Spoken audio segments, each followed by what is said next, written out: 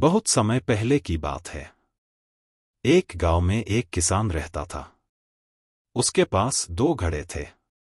उन दोनों घड़ों को लेकर वह रोज सुबह अपने घर से बहुत दूर बहती एक नदी से पानी लेने जाया करता था।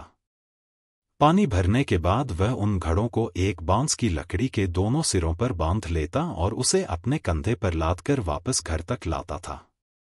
रोज सुबह उसकी यही दिनचर्या थी। दोनों घड़ों में से एक घड़ा सही सलामत था, लेकिन दूसरा घड़ा एक जगह से फूटा हुआ था।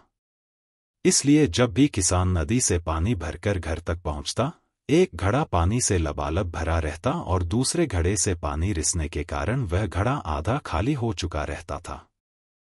सही सलामत घड़े को खुद पर बड़ा घमंड था कि वह किसान के घर तक पूरा पानी पहुंचाता है। दूसरी ओर फूटा घड़ा खुद को नीचा समझता था और हमेशा शर्मिंदा रहता कि वह किसी काम का नहीं है। उसे ग्लानि महसूस होती कि उसके कारण किसान की पूरी मेहनत बेकार चली जाती है। एक दिन उस फूटे घड़े से नहीं रहा गया और उसने किसान से क्षमा मांगते हुए कहा, मालिक, मैं खुद पर बहुत शर्मिंदा हूं। मैं ठीक तरह से आपके काम नहीं आ पा रहा हूं। किसान ने पूछा, क्यों? ऐसी क्या बात हो गई? घड़े ने बताया, मालिक, शायद आप इस बात से अनजान हैं कि मैं एक जगह से फूटा हुआ हूं और नदी से घर तक पहुंचते पहुंचते मेरा आधा पानी रिस जाता है। मेरी इस कमी के कारण आपकी मेहनत व्यर्थ चली जाती है। सुनकर वह किसान उस घड़े से बोला, तुम दुखी मत हो, बस आज नदी से वापस आते हुए मार्ग में खिले हुए सुंदर फूलों को देखना। तुम्हारा मन बहल जाएगा। फूटे घड़े ने वैसा ही किया। वह रास्ते भर सुंदर फूलों को देखता हुआ आया।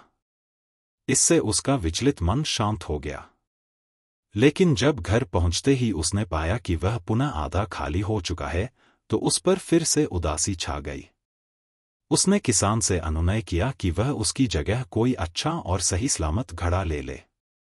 यह सुनकर किसान बोला, क्या तुमने ध्यान दिया कि बांस के जिस सिरे पर तुम बंधे रहते हो, उस ओर के मार्ग में सुंदर फूल खिले हुए हैं, जबकि मार्ग के दूसरी ओर सूखी जमीन है।